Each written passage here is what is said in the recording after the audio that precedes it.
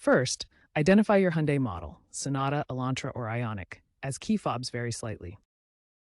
Most Hyundai fobs use a CR2032 battery, but newer Ioniq models may use CR1220 or rechargeable lithium polymer cells. Check your owner's manual for the exact battery type. You'll also need a small flathead screwdriver or plastic pry tool to open the fob without causing damage.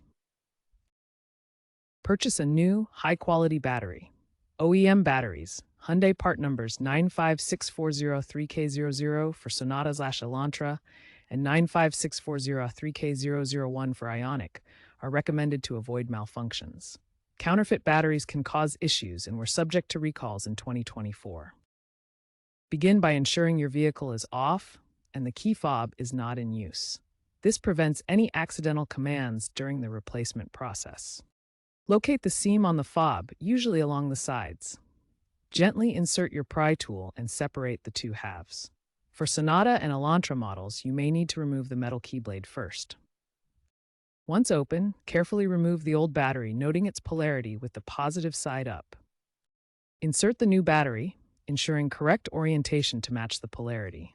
Test the fob by pressing the buttons to see if the LED lights illuminate.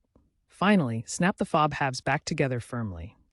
If the fob doesn't work after replacement, try resetting it via your vehicle's ignition or the Hyundai Blue Link app. Remember to dispose of the old battery at a recycling center.